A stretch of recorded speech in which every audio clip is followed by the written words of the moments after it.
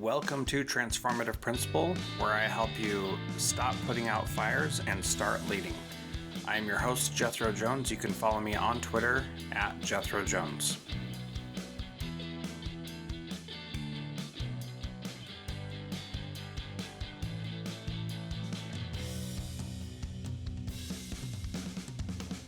As part of the Summer of AI series that we're doing here on Transformative Principle, I am sharing a few episodes from other podcasts on the B Podcast Network. I encourage you to listen to them and check them out and learn more about the shows and the great work that so many people on the B Podcast Network are doing. Welcome, everyone, to another episode of the Authority Podcast here on the B Podcast Network. As always, we really appreciate you. AI, artificial intelligence. Sometimes it could seem like all anyone talks about nowadays, but if you've been listening to the Summer of AI series on Transformative Principle, for example, you know how important it is that we really do discuss AI thoughtfully, understand what it means for the future of education, for our students, for the economy, right? And everything that's happening in our schools, preparing our students for that future. So today, I'm really pleased to bring you a guest who has much to say on this topic. He has a brand new book out on it. Priten Shah is the CEO of Pedagogy.cloud, which provides innovative technology solutions to help educators navigate global challenges in a rapidly evolving world. He's also the founder of civics education nonprofit United for Social Change, and he's author of the book we're discussing today, which is called AI and the Future of Education, Teaching in the Age of Artificial Intelligence. Priten, welcome to the show. Thanks, Ross. Thanks for having me. So, one of the things among teachers in particular, but a lot of people, right, in a lot of different lines of work and parts of society, there's a lot of the rumors, confusion, fear around the rise of AI. Certainly over the past year or so, it seems like all of a sudden it's everywhere. And even though the concepts of artificial intelligence, machine learning have been around for quite a while, it's become inescapable. And I think the more inescapable something is, the more some people want to escape it, right? So I thought maybe what we should start with, just to context set for our conversation, is just to get the baseline definitions of AI and machine learning, understanding just functionally, what does it mean? What is the technology, right? How is it designated when something's in that bucket, so that it doesn't feel like it's everything, right? We have a good understanding of it, and then we can really talk about it more thoughtfully. Yeah, cool. That's a great place to start. So I think the key place to start is thinking about AI in general. And so, the way we like to explain it is it's the mimicking of human-like thinking and processing by a computer. And that seems to be an easy definition for most folks to start with. Now, this has a whole range of things. So we as humans do a lot of different, our intelligence comprises a lot of different tasks. And so we can do something as simple as process auditory input when we're listening to each other talk. We can see each other's faces and facial expressions and recognize there's a lamp in our background. And we can also do some sort of thinking and processing and synthesizing of information that's fed to us. And artificial intelligence is the attempt to at least try to get computers to do all of that. And there's subsets that technology has already been able to do in the last couple of decades. Our Siri systems can artificially output voice the way a human might output voice. Now, those aren't really great at actually processing the input and coming up with original thought, but the ability to mimic human voice and words is actually really good. So that's what the intelligence that it's trained on, the intelligent task it's trained on, rather, is that. Now, none of that is what's causing the uproar, though. And so no one's freaking out in schools because of Siri. Folks are freaking out because of a particular new implementation of this, which is the generative AI landscape. And generative AI, it's kind of in the name there, is artificial intelligence that actually generates tasks. And so while a lot of these other AI tasks are great at regurgitating, at classifying, the new technology that's coming out is much better at creating original output. And the way it does this, and I'm going to try to make this as simple as possible for the sake of, so we can get to the core of the impact here, is that it takes a large data set. And so, for example, OpenAI's ChatGPT has taken a large data set of text, and then it tries to figure out what's going on in that data set. So it looks for patterns, it looks for things that it can recognize as hallmarks of different types of data within it, so that it can replicate those things. And so it might recognize that the word that always shows up in this particular context, the word always shows up in this particular context, and then it starts to build bigger and bigger understandings of the human language based on that. It uses that understanding to now generate new text, new images, depending on what the data that it's been trained on.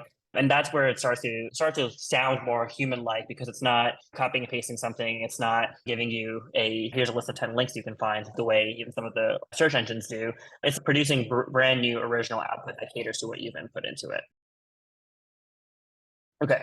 Maybe I'll stop there for a second, but we should. There's a lot more to dig into here. I mean, you talk about generative AI and the enormity of that data set and the ways in which it's used. I think that ties into, there's a couple of different ways to group those who are maybe feeling fear around the rise of AI. There may be some who haven't engaged with it much at all and are just kind of maybe hoping it goes away.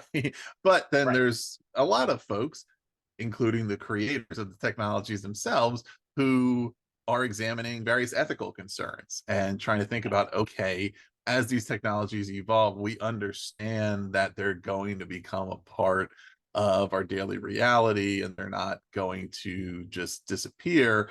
But how does that impact ethics in a variety of areas? When we're dealing with students, of course, we have even more concerns around their privacy and their data and the ways in which they engage with technology. What are some of the ethical concerns that are important that we think through as we're considering our implementation of AI tech? Yeah, and I think that's also another great place to start. I think just centering the conversation on ethics also makes that, I think folks starting to address folks' fears first, and it's a great place to begin the conversation. And so I think the ethics things kind of be put into two buckets. And so there's, maybe even three buckets, right? So you have the first bucket, which is what the students are doing within the school systems as they use these AI technologies. And so their ethical considerations there end up being our privacy security concerns or data privacy concerns, and really figuring out what kinds of data from our students are we sharing with third parties, right? So that's a bucket of ethical concerns that we can definitely talk about. The second is, what are our students going to do with this technology, right? So how are they going to be using this technology within their own lives outside of the school systems? What kinds of AI literacy are we building with our students so that when they're at home using ChatGPT, they're not using it in a way that's actually, unethical or is damaging or harmful to somebody else? And then the third, hopefully as they all grow up and they become pioneers in these fields, they start using this technology in their careers, also so that they have that mindset of what kinds of data sets are we going to use when I'm working at it as an engineer, and to make sure that my algorithm that I'm building is not biased, right? So all the AI literacy components there in terms of building students who are responsible users of AI technology and responsible creators of AI technology in the future. The third is our ethical concerns that we have with any new technology in the education space, which is making sure that we don't make the achievement gap worse, which is making sure that the digital divide is solved so that we're not exacerbating the implications of that, and figuring out ways that we're not leaving behind students in terms of if we implement new technology by either limiting their access or by moving too quickly into implementing the technology. And so I think those are three buckets of ethical areas. I think we can talk about all of them quite a bit, but I would definitely want to sort those concerns into those three buckets. Yeah, what's going on, particularly on the student data privacy piece, because that's, of course, been an ongoing concern for as long as that tech's been around, right? And every tech company has had to consider that, grapple with it, improve their processes. And now we have technology that's fast moving, that's freely available, that is collecting more data than ever before, right? And that students are also, as you said, like using on their own time in addition to potentially in schools. So it's not just a classroom technology, and yet it's happening at such a rate that there may not have even been enough time for the students and the adults around them to even think about, okay, what data are we even giving to this thing, and what does that mean, and how might it be used, and is it personally identifiable, and what is all that? I mean, what's the progression of those conversations as it stands? Yeah, I think this is where we are starting to see some of the conversations take place and finally see some implications of it too. So I think thinking through what kinds of data we have media literacy conversations with our students already, right? We talk to them about what they share on social media, what they chat with folks about on social media, what they post on their profiles on the internet. And we try to create healthy habits around this so that they're not sharing personally identifiable information already with, like you said, existing technologies that we're either implementing in schools or we know that they're accessing outside of schools. The reason this technology becomes a little bit more complicated is because it's collecting so much more data. And that's crazy in the context of when we know how much data Google is collecting, when we know how much data that Facebook is collecting, to say that it's collecting even more data is kind of frightening. But the amount of data that's exchanged when you're having multiple conversations, naturally flowing conversations, and then especially using an educational context where they can be talking about, what they might be writing a personal statement for a college essay, lots of personal information shared there. They might be reaching out for SEL help, whatever it may be. However we start implementing these technologies in our classrooms, the amount of data they'll collect is going to get greater and greater. Now, data collection on its own is not bad. It might actually make this technology actually more powerful in productive ways, right? In fact, I think that as we started with, this relies on some form of data collection in order for it to be effective. And the way that we reap the benefits of this AI technology long term is by giving them the data that we need and by letting it personalize it to the data that we're providing it. The concern is what this is done with that data. And so this is where the accountability structures, whether they be governmental, whether they be consumer-based, and whether they be self-initiated by these companies themselves. And I think most likely some combination of all three, where I think our teachers and schools will be making decisions that will influence what kinds of safeguards the companies put in place. It does look like these companies are at least trying to have a data privacy first rhetoric, at least. We'll get to see how much of this becomes implemented in actual practice. Right. And then we'll have to wait for some policy guidance from the top. But all of that, the concern really is we need to share as much data as possible to make it as effective as possible, and while making sure the data is not used for any other purpose. And that's always the key with any of our data privacy concerns, is always what is done with that data besides what we are asking them to do with it. And this is where we saw some of the opt-out clauses that started coming out in terms of allowing it to be trained, deleting of the data that's used within these systems. And I think we'll see more of that conversation, right? I think we'll see more about, the data is only stored for XYZ days. It's not used to train anyone. What access is provided to anybody else?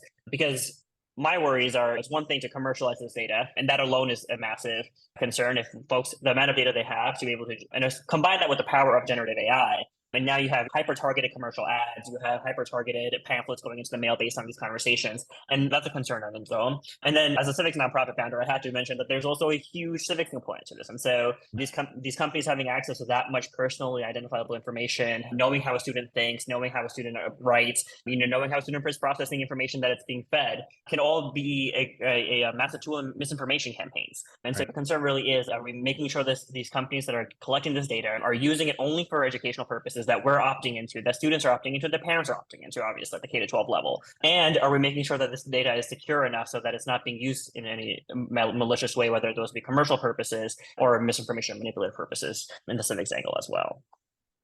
Right. And also on the other point, I think one of the topics that comes up a lot in these conversations that many within the education field are presenting maybe as their primary ethical concern. And I think tellingly, you didn't list this as one of them, because to me, it's a different topic altogether. It's teaching and learning is assessments, the fear of AI related cheating. What does that look like? And, the reality that it comes down to a question of, what are we teaching? What are we wanting students to learn? And are we creating assignments and objectives and learning targets that are not where cheating doesn't become the objective, right? Because if you really can use these tools just to complete an assignment, then it's the assignment. What's its value when we think about, okay, if these are the tools that are going to be used in the workplace and so on, right? If we consider that cheating, well, ultimately it's already taken off in the economy that you're going to be at a disadvantage if you don't know how to use the tools. And yet, if you're not learning the types of skill, thinking, and other things that are going to have you establish your knowledge base and your value apart from the use of the tools, you're at a disadvantage. So what's your perspective on assessment and that question of, oh, we need to outlaw these tools because they're just used for cheating, and how that conversation goes? Yeah, you called me out rightfully on that one. That I purposely do not. I don't think of the plagiarism cheating angle as one of the ethical issues with the AI technology itself, right? So, and I think this is largely because the public narrative has been cheating tool, and I think that's missing the entire picture, right? I think that framing this as a cheating tool, first of all, is feeding into this like forbidden fruit narrative for the students themselves, and so even in terms of like doing a little bit of catching up, I think it was a really poor policy making angle to go out and tell a bunch of students that we're going to ban this on school computers because it's a cheating tool, which they're now going home and accessing because they all just heard about it through the district announcements that were made in the spring. But the reality is that the ethical problem with banning the technology, it has nothing to do with the cheating, right? And I'll talk a little bit about the cheating in a bit too. But we also have to, I think it's what you said, right? The students are going to be having to encounter these technologies in the real world when they graduate. And so you start banning these technologies, you start telling them this is something we're not going to talk about, you're not allowed to use it. And we're doing a disservice to our students. And I think we're fundamentally not fulfilling the purpose of public education, right? So, the ninth graders who are walking into the classrooms right now, the world that they're being prepared for, that is not the world they're going to be graduating out into. This world already looks quite a bit different. Professional areas look very different than they did about 6 months ago, let alone a few years ago. A few years from now, the prevalence of the technology within career paths is going to be substantially greater. And the technology is going to be stronger. And so if we're not even preparing students to use the technology that exists now, I think we're doing them a disservice by approaching this from the let's ban this is a cheating tool, it's a plagiarizing tool, you're not allowed to talk about it, you're not allowed to use it angle. I think the reason that's becoming the primary focus is because we were caught a little off guard. And I think I have lots of sympathy and empathy here towards educators who are struggling with it, because I think we weren't prepared for a world in which all of our assignments became irrelevant overnight. And, I like to compare this to the COVID-19 pandemic in terms of the shock to the education system that it had, with one big difference is that it's not going away. And so I think when COVID-19 was coming around, everybody was like coming up with their Band-Aid solutions. We're figuring, okay, we'll do this for this year. We'll figure out this solution. We'll train our teachers on exactly this subset of things that are necessary to get us through the next 6 months, a year, whatever. We knew there was going to be an end to it. The reality is this isn't going away. And you weren't just only going to get stronger, the technology and both ends prevalence. And so I think the reality is that figuring out plagiarism policies, honor policies, detection tools, bans, those are all extremely Band-Aid options. And I think most of them already don't work. Forget about will be working or not by the end of the school year. And I think this is where reevaluating our assessments is the key path forward. And that sounds daunting. And I think folks are terrified of it. I think that level of rethinking what homework we're assigning, what classwork we're doing, how we think about what the goals and purposes of our education system is not something that's easy to do within 6 months, a year, even a few years. And there's no centralized place for this conversation to take place, right? So these conversations are taking place. We're having it today. There are conversations that take place at university levels. Folks are having them in their teacher break rooms, but there's no central place where everybody's thinking about, okay, we need to rethink what our education system is doing, how we're assessing students, and what we're assessing them for. And I think that's the key here, is that we can figure out stopgap measures to find ways to make sure that the students can still write a polished essay without us figuring out, without using a ChatGPT or Bing chat alternative. But why, right? I think that we really have to ask why, and I think this is where really thinking about our assessments and what exactly do we want our students to walk away from when they step out of our schools is going to be an important part of having this conversation. And so do we want them to step out of our high schools and when they graduate in 12th grade with this portfolio of 15 polished essays that they're going to walk around the world with? No teacher will tell you that, right? No one thinks that the actual finished work product is what is the key benefit of the essay writing process or most of the assignments that are assigned. We ask them to write essays, we ask for because of the process. And so I think when we overemphasize this final work output, where we need this polished essay that's due and that's your 50% of your grade, the bar for a student to cheat is really, really low. They have a really high incentive to do so. It's really easy to do so now. And unless we reframe what the point of any of the assignments are and rethink how we approach these assignments, they will take that option. But there's just there's no honor policy, there is plagiarism detector that is going to prevent students from taking that option. Now, what if that's a lot of naysaying, and that's a lot of the doomsday talk. And when I have these conversations with folks, their questions are, what kind of an honor policy can I build? What plagiarism detectors actually effectively detect AI? Those are not the right questions, right? And unfortunately, that's I think 80% of the questions we get when we're doing PD, when we're talking to teachers, when we're on our social media. And I get it, right? That is the easiest next step to get back to a little bit of normalcy for us, is to use things that we're familiar with. But that's not the reality, is that those aren't going to work. And so the more we try focusing on, how do we detect this? How do we stop this? I think we're keep missing out on time to sit down and rethink, do we even want to assign a take-at-home essay anymore? Do we want to even assign an essay at all anymore? Do we want to have them write an essay in class? Do we want to have AI technologies be incorporated into the essay writing process with our students, right?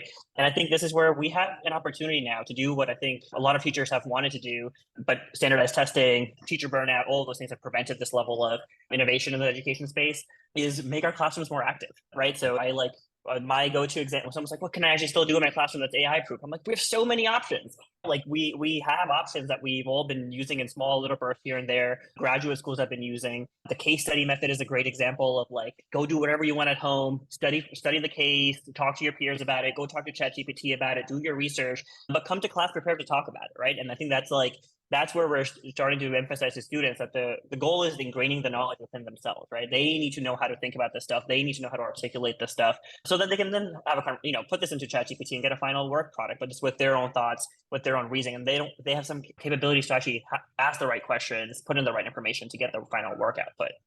Yeah, I mean, I can keep, again, these are all topics that I could probably keep going on and on about. So I'll Well, let you there's control a the flow here. question, But there's a question as with so much of the discussion, and when we think about education, how it needs to change and innovate is the work that happens inside the formal education environment, is that context representative of what happens in the rest of the world. So these technologies exist, they're out there, kids have access to them. If we're not recognizing that, leading into that, and trying to make that a productive part of teaching and learning, all we're really doing is, one, I mean, potentially doing a disservice to all students, but more likely really doing a disservice to students that are going to be less advantaged to begin with, right? Because they may have less access at home to technologies, to learn from other people who know about them, whatever that the case may be. And so just because it's not happening in school, like some of the kids will learn about it, will learn how to use it, and then they'll be advantaged in that way, and other kids won't, and they won't be. And if the purpose of schools is to focus on that, I mean, it ties into, I mean, I had an interesting conversation yesterday around, we started talking about digital equity, right? And all the things schools have been doing over the last handful of years, pre-pandemic, during the pandemic, after the pandemic, and the various undulations that conversation has taken. And when there's like pushback between, it doesn't seem like it's working and things like that. And it eventually led to, okay, well, the overarching objective is educational equity, right? It's equity in opportunity for teaching and learning, opportunity for economic opportunity, et cetera. And then digital equity is a big part of that. But I think there's times when it's misidentified where the inequities are coming from. So in this case, for example, we could have two different schools or two different classrooms where all the students there's no prohibitions on any of these tools. Everybody has the same access, connectivity, etc. One teacher is really trained and really effective at teaching with AI tools or any technology, and the other one isn't, right? Well, there's going to be inequity there, that it's not about the digital side of things, but it's part of it is, one, that spectrum from rejecting to just accepting and it's okay, to really embracing. And embracing, as we talk about with the ethical concern, it doesn't mean just gung-ho saying yes to everything, but it means saying, look, there's high potential here, I need to learn about it. So, and part of that is things that educators can take upon themselves, but another part of it is, okay, these are things that schools and districts need to be thinking about. What does the training need to look like that we're providing to our teachers to make sure that they don't feel confused and fearful about this? They're confident, they understand what it is, they understand that they're allowed to use it and not have to fear that they're going to be branded as facilitating cheating, right? And understand that their expertise at teaching with tools is advantaging their students so that they can learn better from somebody who knows. But what have you looked at as far as thoughts around like the training and guidance to be provided on that part, and not guidance around the honor code, but guidance around, okay, here's how we need to actually push things forward? yeah, and this is a big part of our work, is building some of the competencies within teachers, for teachers, providing direct support to teachers and working with districts. Because I think you're right that I think a lot of there's a weird range of responses that we've seen in the last 6 months, and I'm not convinced that any of them fully is hitting the head on the nail here. And there is like lots of workshops happening about figuring out your honor policies, like you're saying. Honestly, like at this point, like I look at those and I roll my eyes because all those teachers are being left out in terms of having the conversations that they need to have to better serve their students this year. And I think this is where digital literacy among teachers in the country is already low, right? The amount of jokes that we saw coming out of the COVID-19 pandemic, the amount of catching up folks did just to figure out how to use digital technology tools to teach online, that gap was so wide and it required so much work directly with individual teachers. Districts really struggled to provide that support to teachers, that I think we have to bridge all that gap and more in order to get teachers equipped in order to have these conversations. And part of the problem is these weren't part of teacher training programs. This is all brand new technology. Teachers haven't, it's not like something that you could have gradually built up a skill set and all of this did appear overnight. So the amount of catching up that teachers, even those who are the most technologically literate and embrace technology openly, are still struggling to figure out the right ways to embrace this in ways that are ethically conscious, in ways that are not disservicing their students, in ways that are not living behind some students, and in ways that aren't jeopardizing their students' digital safety. And I think this is where we need to do this piecemeal. And I think if we all try to play catch up in a year or two, versus starting to do have some of these conversations now, get some of this training now, it's going to make a huge difference. But I do think the districts are responsible for this training. And unfortunately, what we're hearing from a lot of folks is the guidance top down this year has still been figure it all out in your own classroom, write your own policies. If you want to seek some training, if you want to use this tools, we'll unban it for teachers, but keep it banned for students. Like there is not the level of urgency that I think really needs to be there in order to equip teachers with the right amount of resources so that they can learn the technology themselves, figure out how to both use it in their own workflow, and then have productive conversations with their students about it, right? And I think you're right that it's not just about the technological access alone is a massive cause of digital divide in the country for this, right? So we will continue to see school districts that don't have one-to-one devices, that don't have even the internet bandwidth in order to be able to support the students using this technology in the classrooms. But that won't be enough. We can continue to solve those problems, but if we're not building that competency amongst our teachers, there is no resource that we can provide that is a hardware, software resource that is going to solve the problem, because these conversations need to take place in productive ways. And I think the other thing you hinted at, and this is one thing that we like to highlight with our cohort as well, is that the students are partially relying on these technologies and not talking about them with teachers because they don't feel like they can. Right. So the students, they know it's being branded as a plagiarism and cheating tool. So even if students want to use it in a productive way, they want to use it to brainstorm, they want to use it to do research, they want to use it as an individual tutor, the chances that they will open up to their teachers and have these conversations is close to zero right now. And so when teachers are being extremely strict about whether or not it's allowed to use, when they're not seeking that information, I think that the students are being told that this is something that they need to do behind the scenes. And I think bringing this out into the open, having open conversations about, okay, these are technologies that are being used in these particular ways. Here's how I accept the use of the technologies. Here's how I use them myself as a teacher. Here's how I generated your homework assignment using an AI last night because I wanted to give you extra practice problems, right? Having those open conversations, showing that, I think but we need to get teachers to be doing those things in order for them to have those conversations with students. But yeah, I think Yeah, and you've indicated, right, a good opportunity there for student engagement, right? Students that are engaging in some learning on their own, they have questions that they might want to bring to their teacher and they feel like they can't. And as we've talked about, right, it's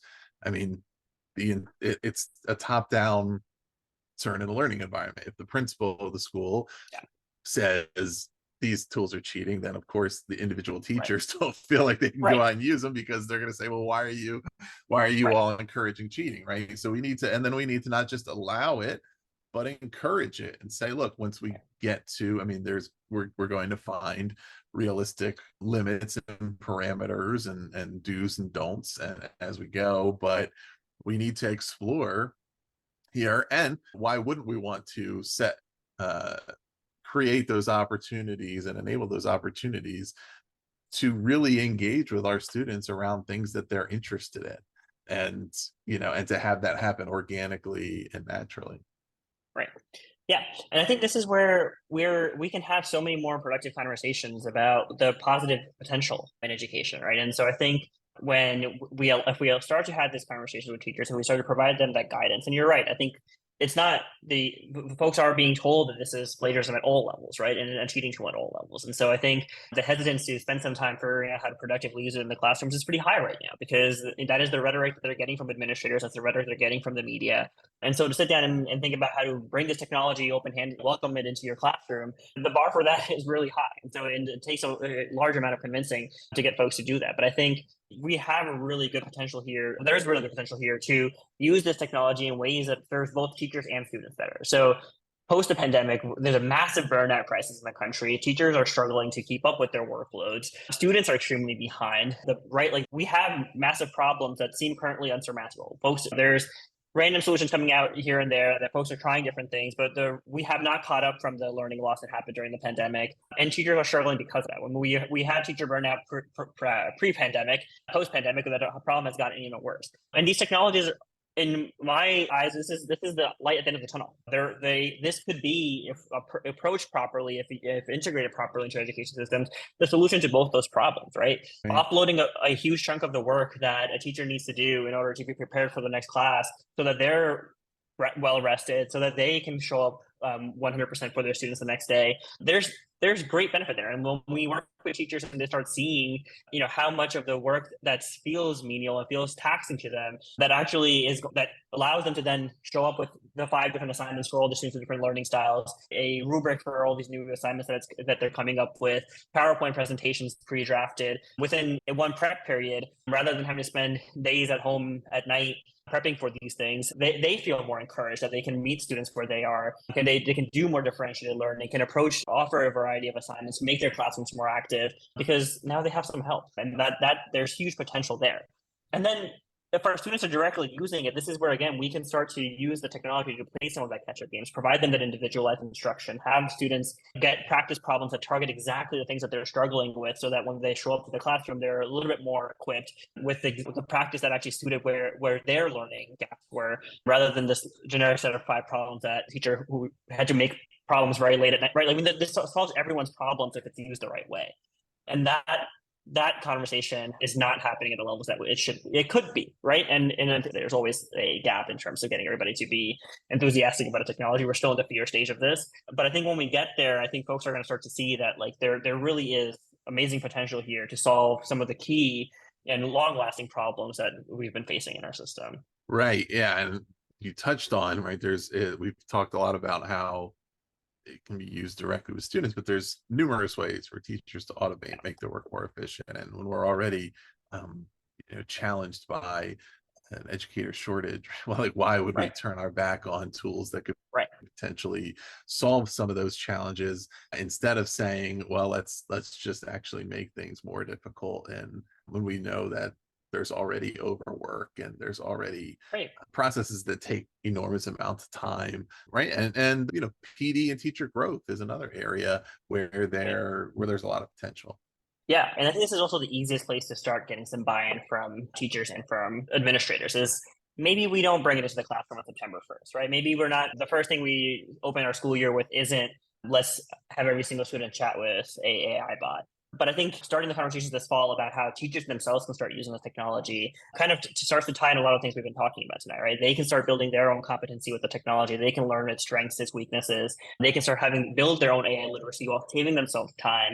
But I think that this is and without risking any of without any of the considerations about what data are we, obviously, again, there's considerations here about what data the teachers themselves are sharing about students, but without they're more control about than students having individual conversations. And so to me, this is the lowest hanging fruit of AI implementation this fall, is let's get teachers to start using this technology in productive ways to streamline their own workflow that's independent of student usage, right? That to me seems like the agenda for the fall, is let's start using it those ways. The PD potentials are great. And I think that this is where we need to start having some of these conversations so that we can start just looking at the North Star here. My favorite examples that I've a webinar co-host mentioned once was a VR classroom where a teacher is doing a lesson live for a bunch of AI students, and they get some real-time feedback for it.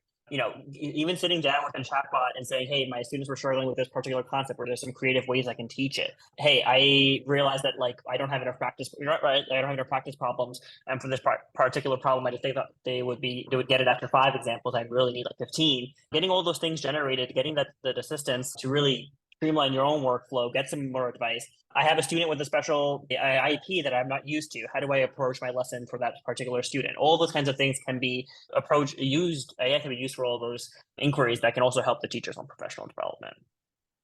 Yeah, absolutely. So we've touched on this throughout, but I think one of the ways that we can sort of tie all this together is to contextualize it within the purpose of education overall, right? The purpose of education long term.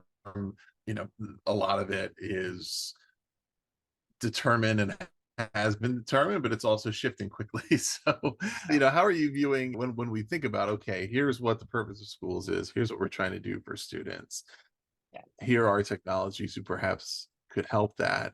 How does it all fit together to you? Yeah.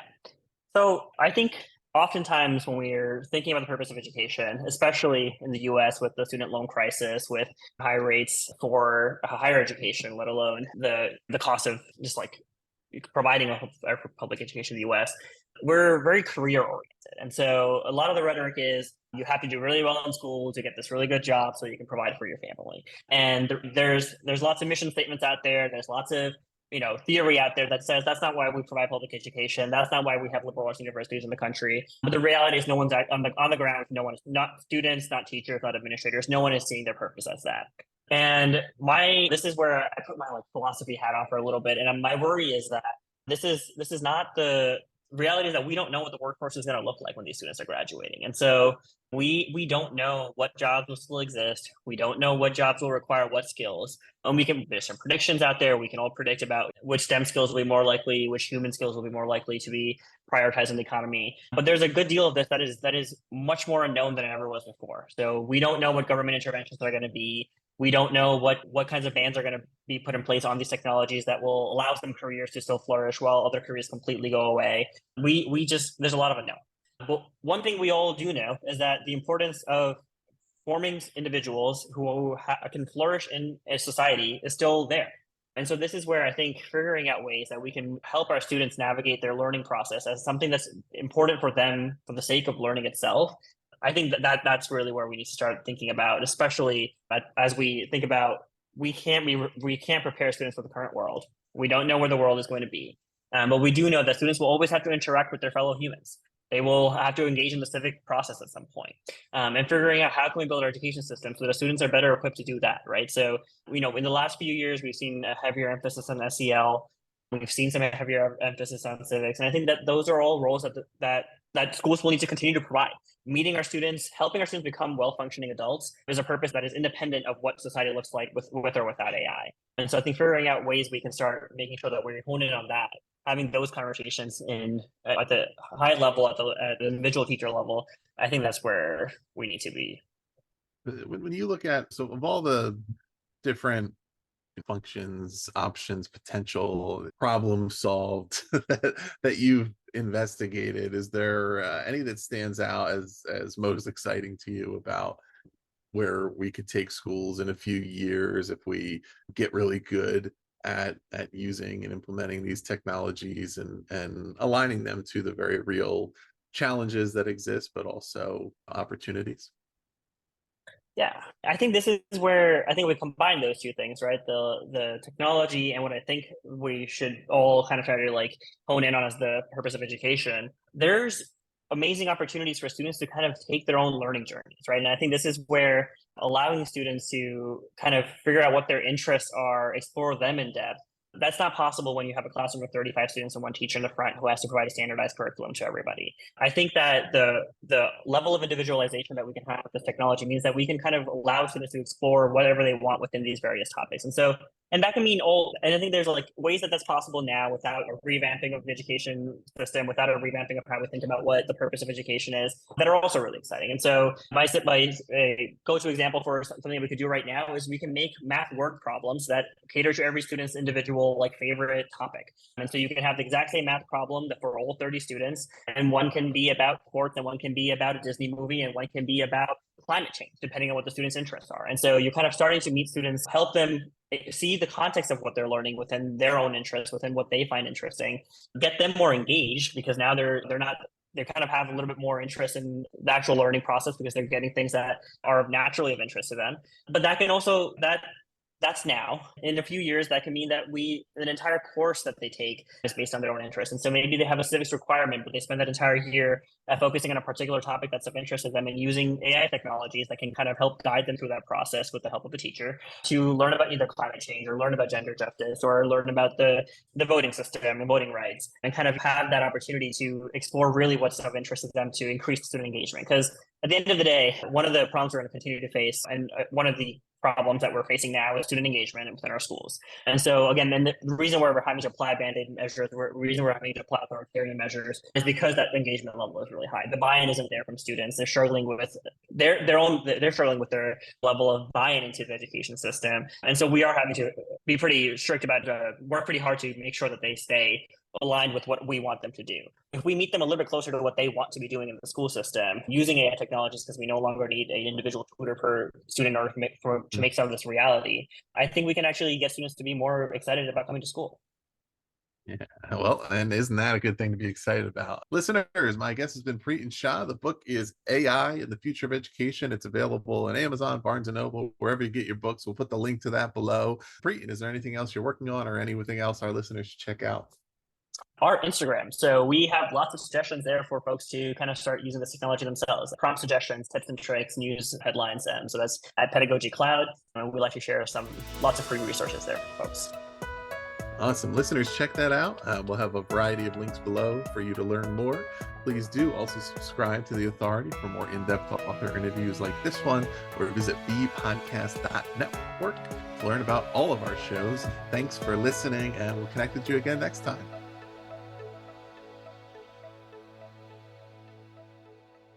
This has been The Authority Podcast, hosted by Ross Romano, edited by Gage Sanderson.